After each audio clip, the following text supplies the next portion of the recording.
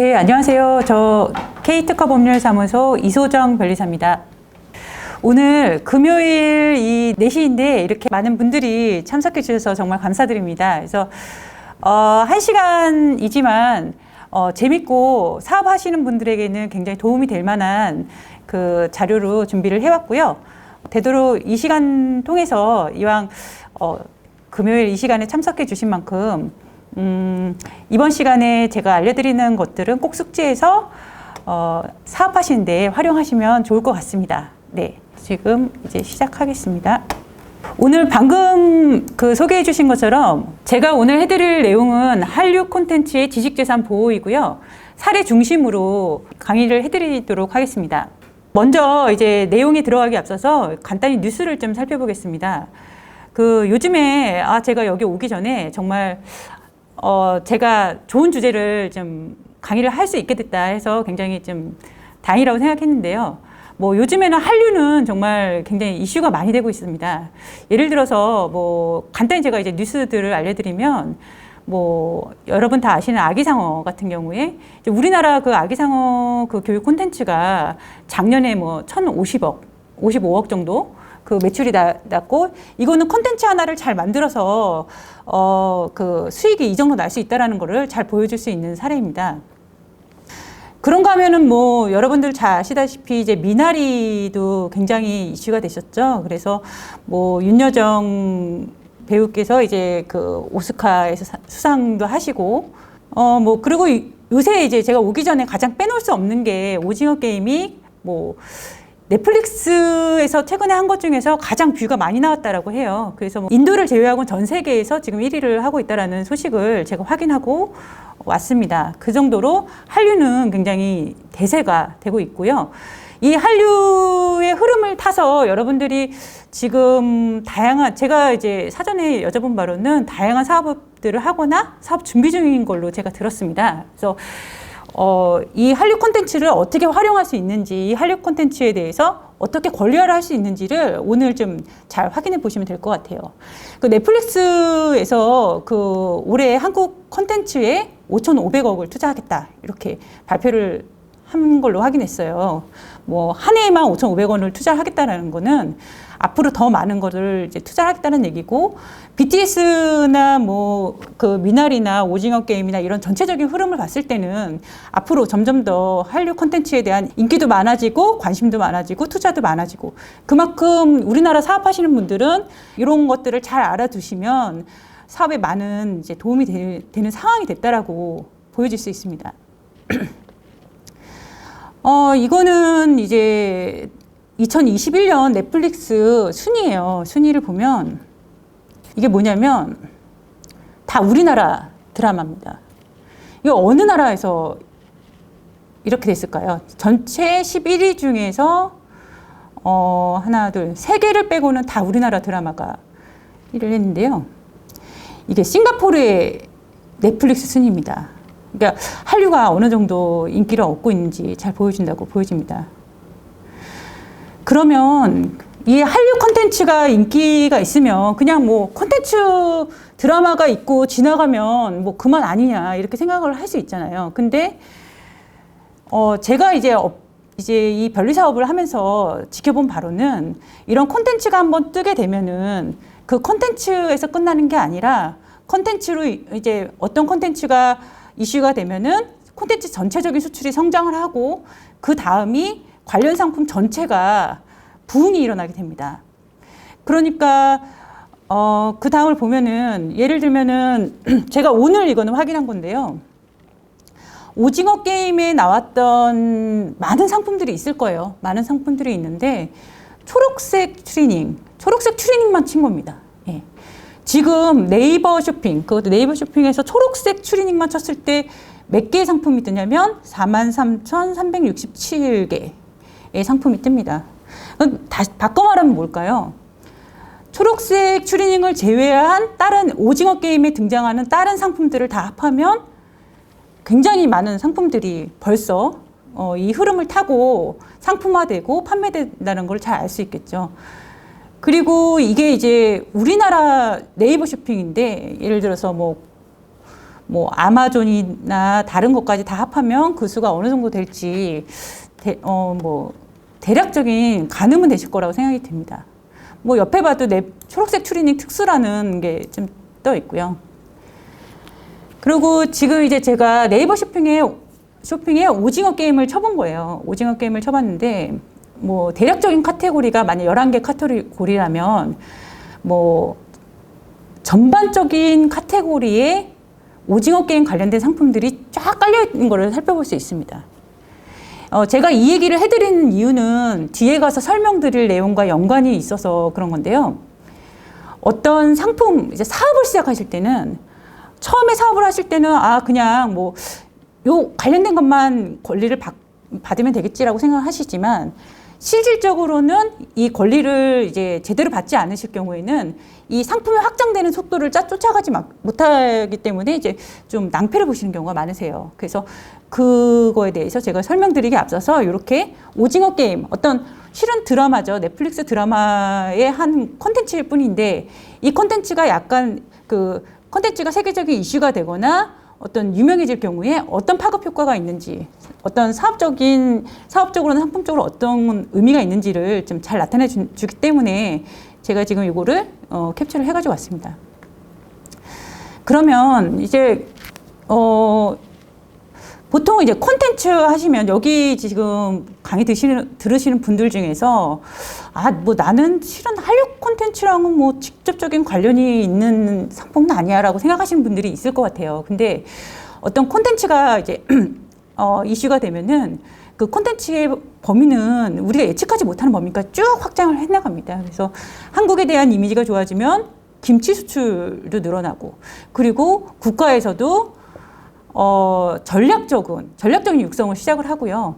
전략적인 육성을 시작한다라는 것은 그거에 대한 지원이나 지원 사업도 굉장히 많아지고 지원 금액도 커진다라는 의미가 될 수 있어요. 그래서 이런 부분들도 참고를 해서 사업을 하실 때 고려를 해두시면 전체적인 좀 큰 시야를 가질 때 좀 도움이 되시지 않을까 생각을 하고 있습니다. 근데 이제 제가 이제 변리사라는 거는 뭐 아시는 분들은 아시겠지만 그 권리를 등록받아주거나 분쟁을 하거나 뭐 침해 조정을 하거나 이런 일들을 하는 사람이잖아요. 그래서 어떻게 보면 현업에 있어 보면은 이게 어떤 사업의 명과 암을 좀 볼 수가 있어요. 그런데 제가 이제 가장 흔히 보는 거는 뭐냐면 그 어떤 사업이 이슈가 된다. 굉장히 뭐 흥행을 한다. 그러면 그만큼 분쟁도 많아진다. 이런 것들이 거의 당연시하게 받아들이고 있습니다. 예를 들면 지금 그 초록색 추리닝이 특수가 됐잖아요. 근데 뭐 그냥 초록색 추리닝이 특수가 됐을 뿐인데 벌써부터 중국과 우리나라 사이에 약간 이런 제품에 대해서 초록색 제품에 대한 어떤 제품들이 중국에서도 비슷한 게 막 나오기 시작을 하고, 그러면 중국에서는 우리가 2019년도에 먼저 한 거다 이거. 그래서 봐봐라 이런 요 경우 봐라 우리가 먼저 사용한 게 아니야 이런 식으로 벌써부터 이제 이슈가 나오기 시작을 하고, 그래서 이거 오늘 찾은 건데 이제 우리나라 사람들이 이걸 보고 기분이 나쁘니까 무슨 얘기냐 우리나라가 먼저다. 그래서 이제 은밀하게 위대하게 나온 이 초록색과 코미디 빅리그에 나왔던 초록색 추리닝을 찾았더라고요. 그러니까 바꿔 말하면은 어떤 상품을 이제 사장님들이 상품을 만들고 너무 잘 팔려요. 잘 팔리거나 사업적으로 괜찮아요.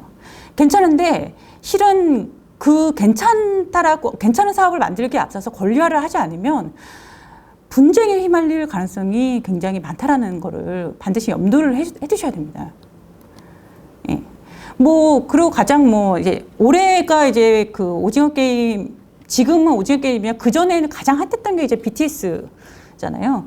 BTS들도 이제 그 분쟁이 있었어요. 예, 분쟁이 있었고, 그 신세계 쪽이랑 분더샵이라는 그 매장이 있는데 그거 약칭으로 BTS를 이전에 내놓은 경우가 있었습니다. 근데 보통은 이제 이런 사업이나 콘텐츠를 만들면 이 콘텐츠를 만드는 데 집중하고 사업하는 거에 집중을 하지, 그거를 위해서 이제 그 권리화까지는 보통은 생각을 잘 안 하세요.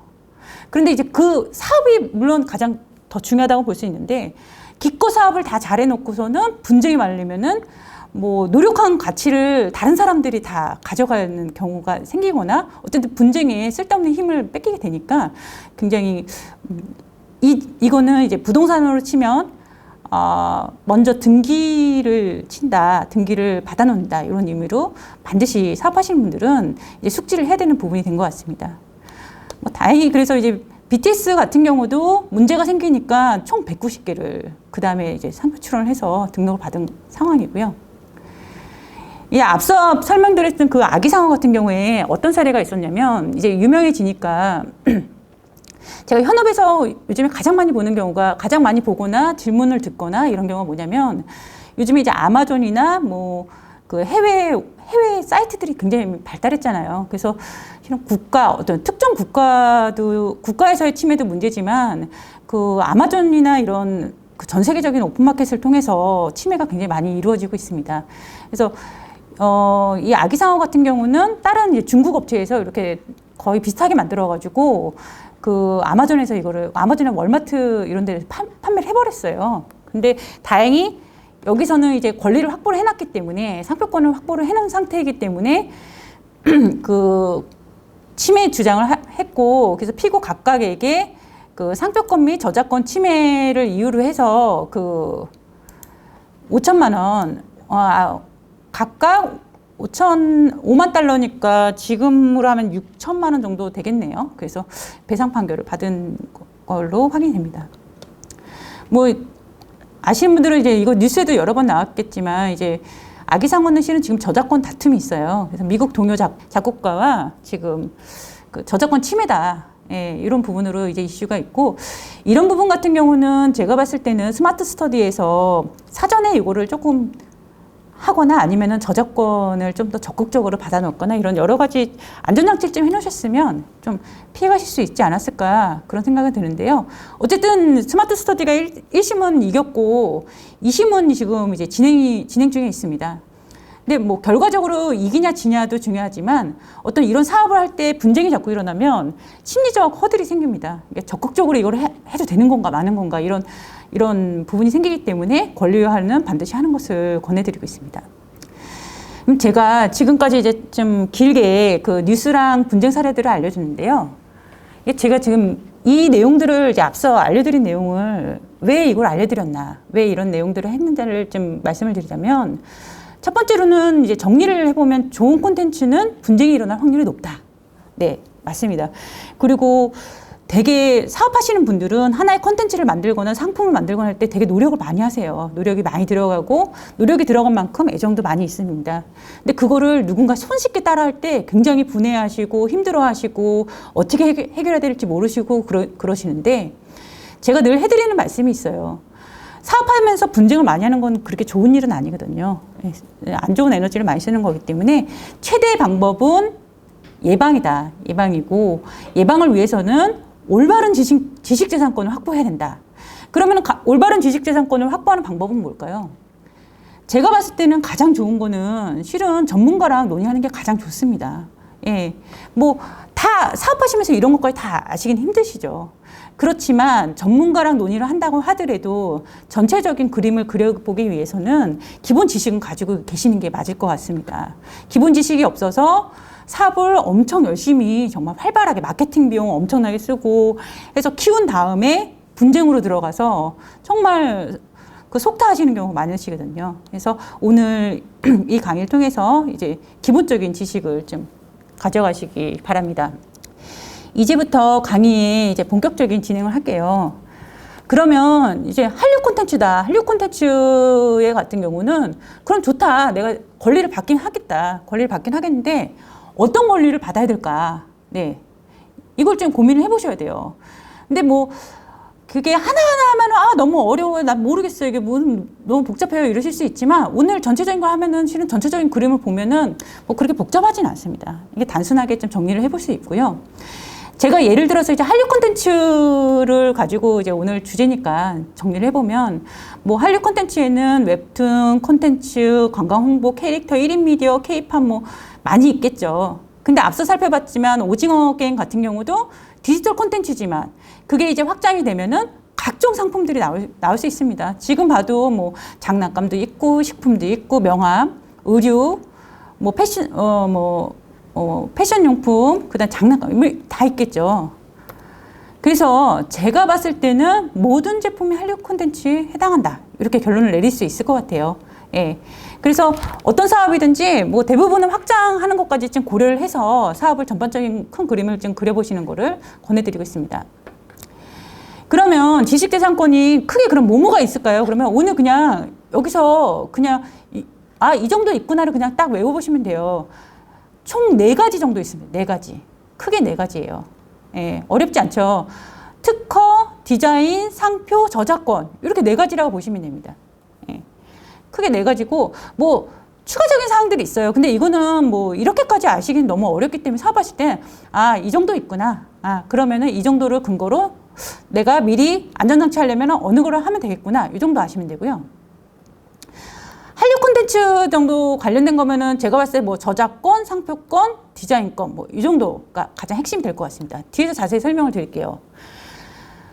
저한테 전화하셔가지고 이제 맨날 헷갈려 하세요. 제가 뭐 권리를 받고 싶은데 이거 뭐 특허 받아야 되나요? 상표 받아야 되나요? 뭔가요? 막 이렇게 질문을 하시는데 제가 정리를 한번 해드리면 일단 모든 상품에는 이름이 있습니다. 오징어 게임도 이름이고 넷플릭스도 이름이죠. 예, 세상에 어떤 물건을 팔 때 그냥 주세요 이런 거는 없잖아요. 그러니까 뭐 오징어 게임 주세요. 뭐 아니면 우리가 어디를 갈 때도 GS25를 간다든가 뭐 이런 식으로 명칭을 다 정해서 있기 때문에 모든 상품에는 상표가 있습니다. 그래서 이렇게 오징어 게임 문자 이렇게 동화화된 거 뭐 이런 문양 이거 다 상표입니다. 그리고 이 창작물 자체, 이 어떤 창작자의 의도가 들어가거나 컨텐츠나 음악, 캐릭터, 뭐 이런 어떤 창작적인 요소가 들어간 건 다 저작권 대상이 되고 있습니다. 예. 그리고 의류의 전체적인 디자인적인 요소가 들어간 거, 이 포스터의 구성, 디자인 글씨체 이런 건 다 디자인이 되고요. 특허는 기술적인 요소가 위주라고 보시면 돼요. 그래서 뭐 컨텐츠나 일반적인 사업에는 크게 이제 뭐 관련성이 다른 권리에 비해서 상대적으로 낮은데 예를 들어서 이거를 기준으로 해서 뭐 게임 프로그램을 만든다든가 아니면 송출 방식을 좀 특이하게 하는 기술을 넣는다든가 그러면은 특허의 대상이 될 수 있습니다. 제가 앞서 이제 설명드린 것 같이 이런 기본적인 콘텐츠에서 제일 중요한 거는 이제 상표권과 저작권이 될 것 같아요. 그래서 오늘은 뭐 1시간 강의니까 상표권과 저작권 위주로 설명을 드릴게요. 상표는 그러면 뭐냐? 그러면은 이제 뭐 상표는 일단 표장이랑 상품의 결합이다. 이렇게 보시면 됩니다. 이게 무슨 얘기인지 잘 이해가 안 되실 수도 있는데요. 예를 들어서 저한테 이제 전화를 해서 이런 문의를 많이 하세요. 내가 뭐 오징어 게임을 등록받은 사람인데 내가 오징어 게임을 등록받았는데 다른 사람이 다 써서 그 사람들한테 경고를 하고 싶어요. 이 사람 사용하는 거 너무 기분 나빠요. 뭐 이런 문의를 많이 하시는데 그럼 제가 항상 물어봐요. 그러세요? 그러면은 오징어 게임을 딴 사람이 어디 사용하고 계신가요? 그렇게 질문을 하거든요. 그게 무슨 얘기냐면 한 사람이 이 상표 하나를 받았다고 해서 모든 사람에게 다 권리를 행사한다라는 거는 너무 막강한 권한을 주는 거기 때문에 이 상표를 어떤 상품 위에 받았냐를 가지고 이걸 합한 걸 가지고 상표라고 표현을 하고 있습니다. 예를 들어서 이제 오징어 게임으로 보면 이러한 상표를 할 수 있고요. 상품은 디지털 콘텐츠, 온라인 제공업. 이게 가장 메인 상표겠죠? 그리고 완구류도 있고, 의류도 있고, 이렇게 다 나눠져 있어요. 그러면 이렇게 결합된 거를 가지고 하나의 상표라고 하지, 그냥 오징어 게임만 받으면 모든 거에 다 할 수 있는 건 아니거든요. 제가 질문을 이제 2가지 좀 드리겠습니다. 오징어 게임 상표를 등록받은 후에, 그러니까 제작한 드라마 나오는 이 동그라미 세모 네모 있잖아요. 이거를 사용하는 자에게 오징어 게임을 나는 받았고 요거는 등록받지는 않았어요. 이 동그라미 세모 네모. 그럼 사용 전달 요청할 수 있을까요? 이게 굉장히 중요한 질문이죠. 2번째로는 콘텐츠에 오징어 게임 상표 등록을 받은 후에 완구류, 인형이나 의류에 사용하는 사람에게 내가 사용 중단을 요청할 수 있을까요? 네. 이 부분은 이제 궁금하시죠? 네, 궁금하신데 이 부분은 뒤에서 제가 설명을 드리겠습니다. 네, 질문을 잘 기억해 주셔야 돼요. 자, 오징어 게임을 받았어요. 지금 오징어 게임은 넷플릭스가 등록을 받아놨습니다. 예, 받았는데 실은 넷플릭스에 이런 문양이 많이 나온단 말이에요. 이거 많이 나오고 제가 네이버에 찾아보면 굉장히 많았어요. 뭐 수만 개였는데 제가 일부 찾아왔습니다. 넷플릭스에서 이거 어쨌든 이 문양을 누군가는 만들었을 거란 말이에요. 근데 등록은 안 받았어요. 근데 막 사람들이 이거 다 해요. 지금 막 수만 개의 사람들이 다 같이 막 이거 사용하고 있어요. 그리고 저희 고객들도 저한테 이 문의 많이 하셨습니다. 이번에 내 제품에 이거 좀 사용하고 싶은데 사용해도 되나요? 이 질문 되게 많이 하셨어요. 사용해도 될까요? 네. 그러니까 방금 말하면 넷플릭스에서 등록은 안 받았지만 이거 내가 해서 지금 드라마에 나왔잖아. 이거 우리가 의류에다가 넣을 거니까 다른 사람 사용하지 마. 이렇게 할 수 있을까요? 네. 원칙은 권리를 안 받았으면 다 X입니다. 네. 상표는 그러니까 등록을 원칙으로 해요. 등록을 받지 않으면 부동산이랑 마찬가지여서 등기를 가지고 있지 않으면서 이거 실은 내 집이야. 내가 오래전에 우리 부모님 때로도 산 집이니까 당신 나가시오. 그거 할 수 없잖아요. 그러니까 등록을 받지 않으면 남한테 권리 행사를 하지 못한다. 그래서 상표 등록을 받을 때는 이렇게 새겼을 때 뭐뭐 받을까? 뭐뭐 받는 게 적합할까? 이거 잘 고민하셔야 됩니다. 자, 그 다음으로 제가 다음 질문에 대한 거를 할게요. 지금 이거 오징어 게임 등록받은 것들 제가 일부 캡처해 온 겁니다. 여기서 넷플릭스에서 받은 거는 빨간색 동그라미 2개고 남은 거는 다 다른 사람들이에요. 근데 이거 생각보다 적게 받으셨더라고요. 오징어 게임이라는 이름에 오징어가 들어가서 활용도가 좀 낮아서 그런 것 같아요. 보통은 이제 어떤 게 유명해지면 뭐 수십 개 나옵니다. 예. 그 사람이 안 받은 비슷한 것들이 수십 개 쫙 상표 등록이 되기 시작해요. 상표 출원이 되기 시작해요. 예. 그럼 잘 보시면 여기 보면은 뭔가 이렇게 동그라미 보면 28, 21 뭐 이렇게 다 달라요. 예. 그리고 넷플릭스에서는 40일 이렇게 등록을 받았어요. 자, 다음 질문을 해볼게요. 넷플릭스에서는 41류는 이제 등록받았고 요거는 이제 최근에 출원했어요. 예. 권리는 등록을 받아야지 나오는 건데 이거는 2019년도에 출원하고 이거는 2년 뒤에 출원했습니다. 그러면 넷플릭스는 지금 권리는 41류의 그 연애 오락업이랑 컨텐츠 제공업만 있는데 지금 왕구나 이런 의류에 엄청나게 사용하고 있잖아요, 사람들이. 이거 다 권리 행사할 수 있을까요? 권리가 없다면? 네. 안 됩니다. 예. 상표권적으로는 안 됩니다. 예. 그러면 넷플릭스가 그걸 알기 때문에 부랴부랴 9월 30일자, 올해 며칠 전이죠. 9월 30일자에 부랴부랴 지금 출원을 한 거예요. 권리 행사를 해야 되니까. 근데 이미 아까 전에 봤을 때 이미 오징어 게임 사용하는 상품이 몇 개였죠? 그 추리닝만 몇만 개가 이미 떴단 말이에요. 예. 그럼 권리 행사 할 수 없겠죠. 만약에 넷플릭스에서 이걸 다 받아놨고 동그라미 세모 X까지 다 받아놨다. 그러면 어떻게 됐을까요? 사용권을 줄 수 있었겠죠. 예. 사용권을 줘서 실제 권리를 잘 받으신 분들은 등록 상표를 다 쪼개가지고 사용료를 받고 있어요. 거의 건물 임대료 비슷한 거죠. 예. 지식재산권을 잘 받으면 건물 임대료처럼 하나하나 쪼개서 그거별로 다 권리를 받을 수 있어요. 그러니까 엄청나게 그 의미가 있는 거죠.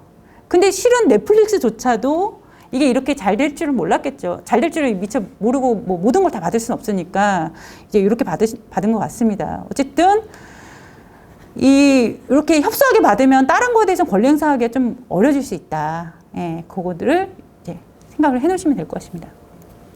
그러면 여러분들이 이제 나는 어떤 상표를 받고 싶어. 또는 동종업체가 어떤 상표를 사용하는지 알고 싶어. 최근에 어떤 게 유행인지 알고 싶어. 아니면 내가 어떤 이름을 짓고 싶은데 나 사업 시작해서 이름 짓고 싶은데 기껏 이름 짓고 막 팜플렛 다 만들고 막 마케팅 비용 다 들여고 뭐 온갖 노력을 해가지고 다 만들었는데 동일한 게 있어. 그럼 그거 다 폐기해야 되거든요. 그래서 사업하시는 분들은 반드시 사전에 키프리스, 이거 우리나라 정말 너무 잘 돼 있습니다. 거의 제가 봤을 때는 전 세계적으로 가장 잘 돼 있는 곳 중에 하나라고 저는 보고 있어요. 여기 들어가서 너무 쉽습니다. 이거 들어가서 한번 쳐보세요.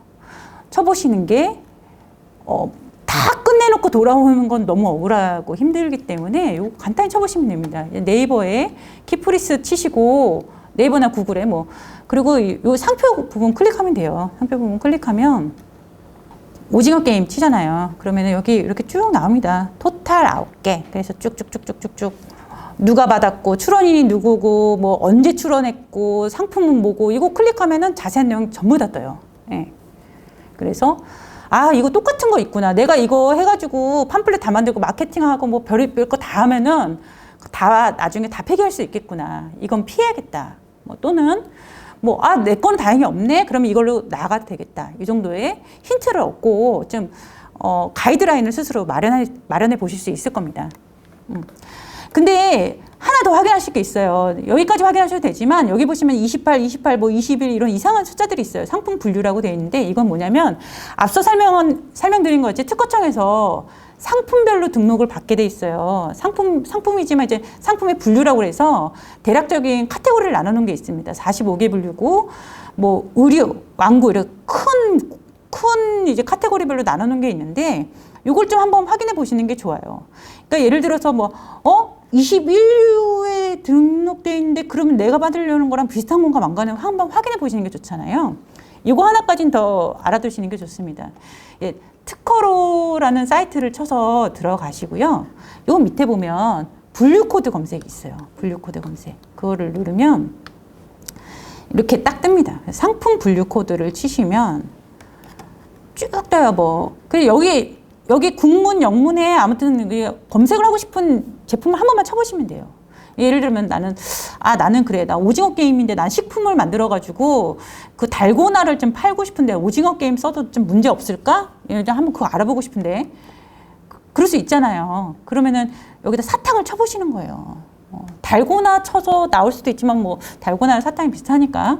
그래서 사탕을 치면 이게 30류에 돼 있구나. 돼 있으면은 다시 와서 여기 상표에다가 오징어 게임 여기 검색 있죠. 오징어 게임이라는 이름을 치고 분류에다 30류를 쳐서 한번 정확하게 검색을 해보고 싶으시잖아요. 이렇게 하면 검색 결과 없습니다. 이렇게 나오죠. 그러면 30류에는 아직 오징어 게임 상표가 등록 상표가 존재하지 않는구나. 그럼 내가 좀 이거 오징어 게임을 이용한 뭔가를 해도 상표권 때문에 바로 문제가 생기진 않겠구나.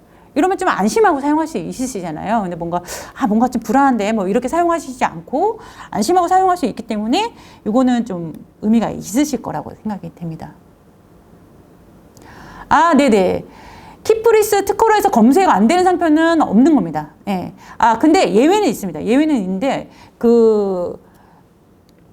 출원하고 한 20일 내의 상표들이 검색이 안 돼요. 왜냐하면 이것도 어떤 업데이트라는 거기 때문에 그 기간 내에 안 하는데 보통은 이제 키프리스에서 안 나오는데 20일 내에 숨겨져 있어서 튀어나오는 경우가 전체 확률 중에 한 뭐 100이라고 치면 한 5% 정도밖에 안 되기 때문에 뭐 안 나오면은 그래도 95%의 확률로는 괜찮을 가능성이 높다. 이렇게 보시면 될 것 같습니다. 네. 상표가 글씨나 문자가 아니고 도형이나 이미지는 좀 어렵습니다. 도형이나 이미지는 좀 어려워요. 근데 검색하는 방법은 있는데 제가 봤을 때 이제 그냥 검토를 해보고 싶잖아요. 근데 이미지는 지금 이제 많은 프로그램들이 AI 프로그램들이 계속 나오고 있는데 그럼 그냥 저희한테 문의를 주세요. 저희가 그냥 검토를 해드릴게요. 그런 거는. 예. 그게 좋을 것 같습니다. 예.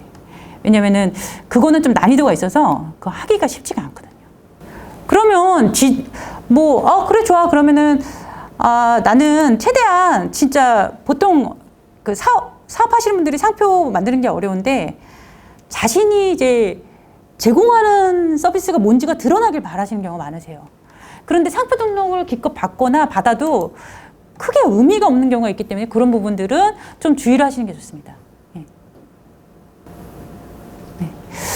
근데 첫 번째로는 제가 꼭 드리고 싶은 얘기는 지정상품과 관련된 일반 명칭은 어차피 받아도 독점권이 주어지지 않아요.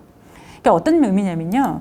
지금 이 오리온 초코파이랑 롯데 초코파이가 공존해서 판매되고 있어요. 이거는 어느 한 사람에게 권리가 가지 않았다는 얘기예요. 네. 그러면 오리온 초코파이 우리나라를 대표하는 초코파이잖아요. 다른 나라에 엄청나게 판매되고. 그러면은 이거 해가지고 마케팅비 엄청나게 쓰고 막 오랜 기간 막 그런 걸 쌓았는데 독점하지 않는다면 좀 억울한 부분이 있잖아요. 그래서 오리온 초코파이에서 정을 쓴 거는 다 이유가 있습니다. 왜 정을 썼냐면요. 분류대라, 그러니까 정을 넣어야지만 정을 넣을 테니 우리 거랑 남들 거랑 헷갈리면 정이 있는 게 우리 거야. 요거 알아달라는 의미로 넣은 거거든요. 예, 다 이유가 있습니다. 그래서 롯데는 그 대신 S를 넣었죠. 예, 예. 그러니까 이런 것들은 좀 피하시는 게 좋다. 너무 보통 명칭. 예를 들어서 지금 김밥천국 이거 다 다른 권리자들이 받은 거예요. 그러면은 김밥천국 받아서 가맹계약을 하고 싶어. 그러면 가맹계약 받아가지고 막 전국에 쫙 100개, 200개 가맹계약 했는데 이 가맹비를 낼 거란 말이에요. 근데 옆에서는 여기 안 들고 그러면 나 그냥 이걸로 등록받아야지. 그리고 이거 등록받아서 사용해요. 근데 일반 소유자들이 여러분 뭐 지금 제가 오프라인 안에서 뭐 답변은 모르겠지만 이거 솔직히 구분하실 수 있는 분 있어요? 어떤 게 진짜 보통 하는 김밥천국인지. 다 비슷해요. 여기 다 성 들어가 있고 빨강색이고 다 비슷하단 말이에요. 그러니까 이런 것들은 좀 받아도 같이 공존을 해버리기 때문에 내가 그동안 이거를 널리 알리고 이미지 쌓고 마케팅비 쓰고 이거를 다 같이 공유해버리기 때문에 이런 것 좀 권해드리지 않습니다. 두 번째는 유명한 지역 명칭 있잖아요. 유명한 지역 명칭도 같이 사용해요. 같이 사용할 수밖에 없어요. 그러니까 예를 들어서 이 가덕 이거 다 분쟁이 있었던 거예요. 굉장히 막 엄청 싸우고 예, 막 민형사 막 소송 다 하고. 그럼 여기서 진짜가 어느 걸까요? 원조라고 표현할게요. 원조. 이겁니다. 예. 왜요? 제가 어떻게 알았을까요? 유사품주의라고 써있잖아요. 결국 다 나중에 유사품주의로 이렇게 가요. 근데 일반 소유자들이 뭐 유사품주의 이런 거 잘 안 보잖아요. 물론 이제 뭐 막걸리는 먹어보고 이러니까 좀 자기가 더 선호하는 것들이 생기고 하겠지만 이렇게 해가지고 봐봐요. 다 이런 오색띠 다 들었죠. 네. 뭔가 다 비슷하단 말이에요. 그렇기 때문에 이제 이런 것들은 좀 등록을 하는 거를 좀 권해드리지 않습니다. 이것도 마찬가지예요. 장충동. 장충동 들어간 건 수십 개 있어요. 네, 이거 다 등록 상표입니다. 네. 그래서 제가 강의할 때마다 실은 얘기해요. 아, 여러분 그러면은 이거 해가지고 내가 열심히 팔아가지고 이미지 생긴다고 뭐 친구랑 만날 때 야, 장충동 왕족발 보쌈에서 보자. 돼지가 전화기 들고 있는 데서 봐? 그러면은, 아, 전화기 든 데에서 꼭 봐야겠다. 이거 인식 안 되잖아요. 예, 이거 뭐 전화기를 들었는지 접시를 들었는지 모르잖아요. 그러니까 이런 것들은 좀 권해드리지 않는다. 예. 그리고 세 번째도 중요합니다. 다국적 기업체의 명품이나 굉장히 널리 알려진 브랜드 같은 경우는 웬만하면은 그냥 사용 안 하시는 게 좋긴 하세요. 예. 이거는 이 업체들이 그동안 적극적으로 권리 행사해왔기 때문에 이런 말씀을 제가 드릴 수밖에 없게 된 것 같기도 한데 이게 이제 분쟁이 있었던 건데 포에버 21이라는 업체랑 구찌랑 이제 다 싸운 거예요. 근데 이거 실은 저 초등학교 때도 이런 저도 이 옷이 있었던 것 같거든요. 이게 뭐 구찌 옷이 아니잖아요. 이거는 그냥 줄무늬 옷이잖아요. 근데도 분쟁이 일어납니다. 예. 구찌는 뭐 우리가 봤을 때 물론 이렇게 여러 개를 갖다 보면은 뭔가 그런가 뭐 그렇게 하시는데 이거는 뭐 그러니까 어쨌든 이런 문제들이 생기실 수 있기 때문에 널리 알려진 것들이랑 유사한 건 좀 웬만하면 피하면 좋다 이런 말씀 드리고 싶고요. 이게 굉장히 재미있는 사례죠. 뭐 스타벅스랑 스타붐 제가 너무 재밌어서 제 강의 때마다 이렇게 맨날 얘기하는데 이게 그 방콕에 있는 요 가판입니다. 가판. 예. 아 가판에서 하는 거에 권리 행사할까 설마 이렇게 조그만데 스타벅스 권리 행사했어요. 예. 여기다. 그게 어떻게 됐을까요? 예. 이 스타 붕이에요. 이게 붕이 친구라는 거예요. 친구에서 막 부위하고 되게 행복하잖아요. 그래서 스타벅스가 권리 행사하니까 이분이 우는 걸 바꿔버렸어요. 아, 어떻게 이랬어요. 붕수 티얼스. 친구의 눈물. 친구들이여 도와달라. 막 이렇게 하고. 그 다음에 그게 이슈가 되고 스타벅스 너무한 거 아니냐. 이런 가판까지 권리 행사하냐. 막 이슈가 되니까 스타벅스가 이제 합의를 했습니다. 그래서 다시 바꿨어요. 오케이, 스타벅. 네. 이런 식으로 좀, 네. 이게 너무 이제 이런 것들 사용 안 하는 게 좋다. 예, 그러시고 원조가 아니어도 원조라는 말을 상표에 같이 써서 출원할 수 있나요? 라고 하는데 네, 뭐 출원할 수 있습니다. 근데 뭐 상표적으로는 원조를 내가 넣는다고 해서 남들이 원조라는 걸 못 쓰고 이런 건 아니고 원조라는 거는 어떤 뭐 그런 거기 때문에 그냥 굳이 상표로 등록받는 게 의미는 없으세요. 예, 의미는 없으시지만 넣는다면 또 넣을 수는 있습니다. 네. 그 다음에 중요한 게 이제 저작권입니다. 예. 요즘에 가장 이슈가 많이 되는 게 저작권이에요. 저작권은 상표권이랑 좀 많이 다릅니다. 예. 등록을 안 받아도 상표권은 아까 전에 부동산이랑 제가 거의 비슷하다고 했잖아요. 등기를 받아야지 권리가 생기고, 통상적으로는요. 등기를 받아야지 권리가 생기고, 싫어. 나는 막 치매 경고장 받으면 그러세요. 나는 솔직히 몰랐어. 나는 내가 상표 등록 받았는지 이 사람이 받았는지 어떻게 알아요? 내가 어떻게 그것까지 알아? 난 몰랐지. 막 이렇게 얘기를 해도 소용이 없어요. 그래도 치매라고 해서 막 그 상대편이 강하게 나오면 손해배상 해야 되고, 뭐 몇백만 원, 뭐 많게는 뭐 몇억 물어야 될 수도 있고 굉장히 막강한 권리입니다. 민형사까지 다 가능하거든요. 그렇기 때문에 상표는 자신의 권리를 보호하고 싶으면 반드시 출원부터 시작하시고, 아니면 적어도 내가 내가 앞으로 주구장창 사용할 이름이 있고 싶어, 난 이 이름이 정말 마음에 들어 라고 했을 때는 적어도 키프리스에 동일한 게 없는지는 찾아보시는 게 많은데, 저작권은 이런 등록 필요 없어요. 왜냐면 창작물이기 때문에 창작하자마자 바로 저작권 생깁니다. 예. 그리고 상표에 비해서 굉장히 넓은 범위로 권리 확보가 가능해요. 예를 들어서 상표는 아까 전에 표장이랑 상품이 결합된 거라고 했잖아요. 그러니까 상표를 완구에 받으면 완구에 대해서만 권리가 있고, 상표를 소프트웨어 받으면 소프트웨어만 있지만, 저작권은 되게 좋은 게 뭐냐면 그냥 캐릭터를 저작권을 받아요. 그러면 어떤 사람이 의류에 사용하든 완구에 사용하든 어떤 거에 사용하든 다 권리 행사 바로 가능합니다. 그런 의미에서 굉장히 의미가 있죠. 그리고 침해 판단 시 주관적 기준이 함께 고려돼요. 상표는 그러면은 저작권은 넓은 범위가 가능하면 장점만 있냐? 장점이 있으면 단점이 있겠죠. 뭐냐면 주관적 기준이 함께 고려돼요. 그래서 우리 보면은 맨날 이렇게 옛날 다들 아시니까 한 번쯤 들어보셨을 텐데, 음악 가지고 맨날 싸우잖아요. 뭐 이게 뭐 모방한 거니, 아니면 나도 생각해봤는데 내가 비슷한 음악이 나온 거니, 막 그래서 매번 그런 거 싸우는 게 이유가 뭐냐면, 만약에 상표였다면은 주관적으로 내가 창작한 거든 맞든 비슷하면은 바로 그러니까 권리를 중단해야 되거든요. 근데 저작권은 인간의 창작물인 거를 전제로 판단을 하기 때문에 이 사람이 진짜 이거를 침해하려는 의사가 있었나 없었냐, 뭐 이런 여러 가지 것들을 좀 판단을 해줘요. 그렇기 때문에 상표처럼 막강하고 명쾌하게 권리 행사를 하는 부분보다는 좀 덜한 부분이 있죠. 그 상표가 어떤 부분에서는 더 권리가 명확하고 좀 강력한 부분이 있습니다. 그래서 저희가 이제 캐릭터 같은 거를 했을 때는 두 개를 동시에 받는 걸 반드시 권해드려요. 예, 캐릭터라는 거는 권리가 확대되는 범위가 굉장히 넓어질 수 있기 때문에 저작권은 넓은 범위를 깔아두기 위해서 받으시고, 근데 상표는 강력한 권리를 위해서 받아두신다. 이런 게 있고, 저작권이 또 좋은 거 하나가 사후 70년까지. 예. 그래서 그 부자 아빠, 가난 아빠, 그 책 읽어보신 분들이 있으실 것 같은데, 유명한 책이니까. 거기서 부의 초월선 얘기 나올 때 이런 권리가 나와요. 그러니까 지식재산권을 해서 하는 방법. 그렇죠. 그래서 요새 미키마우스가 미국을 먹여 살린다. 이런 얘기 나오고, 마블 영화 하나 찍으면, 스티븐 스필버그가 그걸, 이번에 영화 그 콘텐츠 만들어 저작권이랑 이런 콘텐츠 사업으로 벌은 돈이 몇십조 된다라고 제가 기사를 봤던 것 같거든요. 그래서, 사후 70년까지 권리가 인정되기 때문에 굉장히 오래 권리가 인정되고, 그래서 자식들, 손자까지 다 이 권리를 이어줄 수 있는, 유산으로 남겨줄 수 있는 그런 막강한 권리입니다.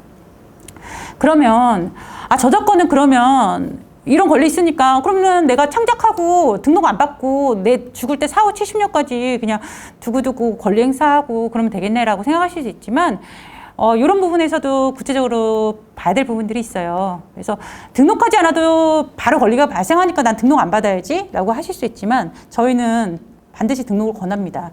왜냐면 이게 정말 내가 먼저 했는지 누가 먼저 했는지를 어떻게 알겠어요. 그리고 보통 그것 때문에 분쟁 많이 생기거든요. 예. 그러니까 저작권 등록을 해놓는다는 거는 도장 찍는, 그러니까 내가 먼저 했고 권리 여기 받아놨으니까 이거 추정해 주세요, 이런 의미이기 때문에 등록을 권해드리고요.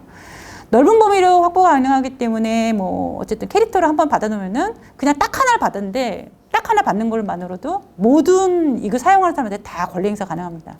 예, 그런 장점이 있고, 주관적 기준이 함께 고려되긴 하나 현저 유사해. 누가 봐도 이거는 쫓아했다라고 생각이 들 경우에는 이거는 주관적 의존성이 있다 이렇게 판단을 하고 있습니다. 네, 참고를 해두시면 될 것 같고요. 지식재산권 이제 저작권 침해를 그러면 어느 정도 할 수 있을까? 그럼 방송 포맷. 이거는 이제 교육 사업을 하거나 교육 프로그램을 만들거나 아니면 무슨 어플을 만들거나 어떤 포맷이 중요한 사업들이 많이 있어요. 예를 들어서 심리 상담, 교육 이런 것들은 다 카드도 만드시고 그 직접적으로 연구해가지고 어떤 그 교구도 만드시고 교재도 만드시고 이런 경우가 굉장히 많으시거든요. 아니면 우리가 이런 디자인은 정말 내가 정말 신경 쓰고 고심하고 나의 어떤 그 정체성을 드러내기 위해서 만들었어. 근데 나는 너무 어렵고 힘들게 만들었는데 옆에 누가 이렇게 경쟁업체가 씩 보고서는 바로 쫓아했어. 그러면 너무 억울하잖아요. 예. 그거 다 권리 행사가 가능하신데 방송 포맷이 예를 들어서 이제 짝이라는 옛날 때 SBS 프로그램이 있었고 이거는 짝이라는 이제 약간 코미디 프로그램이었는데 그 이제 선택과 배열에 따른 창작성이 인정되는데 요 구성도 비슷하니까 저작권 침해다 이런 판례가 나왔어요. 판례가 나왔었고요. 이렇기 때문에 이거를 봤을 때 예를 들어서 이제 뭐 이제 책자를 만들거나 소책자. 그러니까 제가 가장 많이 받는 거는 이제 교육이나 이제 뭐 어떤 콘텐츠 사업을 하시는 분들 같은 경우는 제가 이걸 진짜 힘들게 만들었는데 그냥 다 따라해요. 저는 정말 너무 힘들게 했는데 따라서 너무 억울해요. 이렇게 하시는 분들이 있는데 전체적인 포맷이 유사하면 권리 행사 가능하시다는 거 참고해 두시면 될 것 같고요. 그렇기 때문에 이 저작권을 받으시고 반드시 밑에 문구를 넣어주세요. 이거는 저작권 등록을 받은 저작물이므로 침해 시 모방할 경우에 저작권 침해에 해당할 수 있다. 이 문구를 넣으시면 심리적 허들이 생기기 때문에 무작위로 모방 상품이 나오는 거는 막으실 수 있습니다. 네, 그렇게 활용을 하시면 될 것 같고요. 그 다음으로는 제가 이제 가장 이슈가 되는 거, 사업하시는 분들 이거 꼭 알아두셔야 될 것 같아요. 이것도 현업에서 가장 질문을 많이 받고 가장 당황들을 많이 하시는 거고, 뭐 아마 대부분 한 번씩 이런 문제들을 겪으셨거나 겪을 가능성이 높다고 생각이 들어요.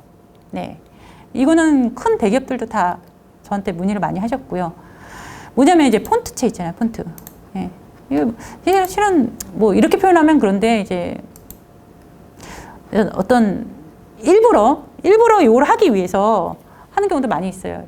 예를 들어서 어떤 카페나 이런 사이트에 누군가 글을 올려요. 누군지는 모르겠으나 여러분 제가 무료 콘텐츠에 여기다가 같이 공유 드립니다. 정말 좋은 무료 콘텐츠 찾았어요. 공유 드려요. 여러분 이거 다 다운받아서 보시고 이쁘시면 활용하세요. 이렇게 할 수 있잖아요. 이렇게 해가지고 그 글을 믿고 다운을 받아서 사용하고 있었어요. 사용하고 있었는데 문제가 안 생겼어요. 그러면 뭐 문제 안 생겼으니까 괜찮네 막 이렇게 하고서 했는데 10년이 지났어요. 10년이 지났는데 어느 날 경고장이 오는 거예요. 네, 최근에 제 고객분들 중에 이제 대기업에서도 10년 전에 쓴 거에 대해서 이제 경고장이 왔어요. 이거 그동안 쓴 거 다 소명하고 손해배상 청구한다. 네, 뭐 이렇게 왔는데 그럼 당연히 다 당황하시죠. 왜냐하면 기본적으로 10년 전이나 뭐 7, 8년 전에 한 거는 자료가 남아있질 않아요. 네. 그쪽에서도 권리를 그렇게 뒤늦게 하는 이유는 자료가 남아있지 않을 가능성이 높기 때문일 수도 있다고 저는 보여져요. 그래서 자료가 없는데 이거 누가 사용했는지도 모르겠어요. 이게 담당자 다 나가버렸는데 이거 나 어떻게 했는지 전혀 모르겠어요. 이거 너무 오래전 일인데 이 자료가 어떻게 남아있어요. 다 그러거든요. 그래서 제가 이 문제는 너무 빈번하게 발생을 하기 때문에 여러분한테 좀 권해드리고 싶어요. 일단 불명확한 폰트는 그냥 아예 다운로드 하지 마시고요. 다운로드 되어 있는데 불명확한 거는 그냥 삭제를 하세요. 왜냐면은 담당자가 하다가 몰라가지고 그냥 사용하시는 경우도 많거든요. 그러니까 그거는 뭐 그냥 삭제를 하시는 게 낫고 이왕이면 요즘에 이쁜 그냥 무료 폰트 많잖아요. 그러니까 그런 것도 사용하시고 이런 거는 아예 다운로드 하지 마시거나 삭제하시라 이렇게 하고 두 번째로는 이것도 되게 중요한 얘기인데 이제 외부 업체에 의뢰해서 만들었는데 사용은 내가 하니까 이제 그 회사로 다 경고장이 온단 말이에요. 예. 그런데 그냥 외부 업체한테 그냥 얼마 안 주고서 해서 그냥 뭐 그렇게 거창하게 안 하고 뭐 다 아무것도 안 남아있어요. 이런 경우 굉장히 많아요. 예. 그래서 외부 업체에 의뢰해서 만든 경우라면 간단히 계약서 이런 거 있어요. 그러니까 뭐, 이거 의뢰한다. 뭐 이거는 뭐 이런 간단한 계약서들 있잖아요. 그런 것들을 보관하시거나 아니면 영수증 좀 보관 잘 하시면 경고장 받았을 때 이거 우리 외부 업체 통해서 돈 주고 의뢰한 겁니다라고 하면은 바로 끝납니다. 그래서 이건 잘 보관하셔야 되기를 바라고요. 그리고 망고보드나 요즘에 이제 자체 프로그램들 많잖아요. 프로그램 해서 직접 디자인 잘 해가지고 사용하시는 분들 많으신 것 같아요. 그런 경우도 그 내역을 잘 보관해 두셔서 경고장 받으시면 바로 우리 이거 이렇게 한 겁니다라고 보내면 바로 그거는 종결이 됩니다. 그래서 이거는 꼭 기억해 두셨으면 좋겠어요. 네. 그래서 지식재산권 침해 시 대응 방안이 이제 마지막인데요. 권리자인 경우랑 침해자인 경우 있어요. 예. 뭐 사업을 하다 보면 권리자로서 권리행사 하시는 경우도 있고 침해자로서 권리행사 받는 경우도 있는데 권리자로서 하시는 경우는 그나마 난데 이제 침해자로 받으면 굉장히 막 뭐 좀 심장이 이렇게 좀 떨려 하시고 이런 경우 있는데 일단 권리자인 경우에는 내가 이 사람 너무 내 거 막 자꾸 모방한다 기분 나쁘다 권리행사 해야겠다라고 하면 먼저 침해 확인하시고 그 다음에 증거를 확보를 해두시는 게 좋습니다. 네. 캡처본 같은 거 해두시고 경고장 또는 고소장을 보내요. 근데 예를 들어서 보통은 경고장을 더 많이 보내시는데 이 업체 너무 악의적이야. 단칼에 끝내겠어. 그러시면은 뭐 고소장 이제 접수하셔가지고 그렇지만 고소장은 좀 신중하게 접수를 하시는 게 좋아요. 왜냐면은 해가지고 한 번 안 되면은 다음에 다시 고소장을 넣기는 어렵기 때문에 그렇게 해서 이제 경고장을 보내시고 보통은 여기 남겨서 이제 합의가 됩니다. 합의가 돼서 하는데 이 상대 측도 이 사업이 너무 중요할 때가 있어요. 내가 모방한 건 아닌데 이미 내가 벌려놓은 일이 많아서 지금 합의했다가는 내가 뭐 계약을 해주거나 사용을 다 해줘요. 뭐 감행을 이미 다 내버렸는데 안 되면은 손해배상이나 가처분 소송까지 갑니다. 네, 이거는 참고를 하셔야 되고 침해자인 경우도 굉장히 중요하죠. 근데 침해자인 경우를 좀 잘 알아두셔야 될 것 같아요. 뭐냐면 경고장을 받으시잖아요. 그러면 개인적으로 경고장 받으면 굉장히 놀라신단 말이에요. 대부분 뭐 무시무시한 문구 있고 뭐 민형사상 조치할 거고 뭐 당장 뭐 몇천만 원 물어내라, 뭐 몇억 물어내라, 막 이렇게 막 무시무시한 문구가 오잖아요. 그럼 차분하게 이게 진짜 권리가 있는 사람 맞아? 그거 확인하셔야 돼요. 예. 키프리스 아까 들어가서 보통은 내가 왜 이거를 했는지 보내거든요. 권리번호. 예. 근데 제가 현업에 있어서 느낀 거는 권리 없는 분들이 보내는 경우가 많아요. 예. 되게 좀 신기하죠. 그러니까 그냥 그분도 모르겠는데 예를 들어서 어떤 경우가 있었냐면 예를 들어서 자기는 음식점에만 어떤 오징어 게임을 가지고 있는데 막 의류 막 이런 사람 다 보낸 거예요. 막 손해배상 해라, 뭐 합의금 내라. 그러면 어떤 사람은 뭐 합의금조로 몇백 보내기도 하고 막 이런 경우 있으시거든요. 예. 막 5년간 사용료 계약 합의하신 경우도 있어요. 그러니까 권리가 확실히 맞나. 그 유사한가. 이 사람이 하는 게 합당한가. 이걸로 다 판단하시고 침해가 맞다. 그럼 바로 중단하셔야 됩니다. 중단하시고 중단하겠다. 이러면은 대부분 그 단계에서 많이 끝나세요. 네, 그렇게 하시고 권리도 없는 사람이 했다 그러면 당신 권리 없는 것 같은데 이제 하지 말아라. 이런 대응하시거나 무시하시면 됩니다. 최종적으로 합의를 하시고 이것도 이제 정 안 되면 이제 손해배상 가처분으로 가고 있습니다. 네. 그래서 굉장히 저는 흡족하게 마쳤고요. 제가 드리고 싶은 말씀은 이거는 사업하시면서 스스로 이제 큰 지도를 그리시거나 가장 중요한 처음 스타트의 방향을 정하실 때는 키프리스나 특허를 활용해서 반드시 확인을 해보시고요. 그렇지만 좀 미묘한 사건들이 있어요. 굉장히 좀 난이도를 요하고 이런 것들은 그냥 변리사들이랑 논의를 하시는 게 정확합니다. 그러니까 왜냐하면 대략적으로 그냥 했다가 이게 안 맞으면 방향이 잘못 맞으면 그거를 되돌리기가 좀 어렵거든요. 그래서 그런 것들은 좀 이제 변리사랑 직접 논의를 하시면 되고요. 이상으로 강의를 마치고요. 네, 감사합니다.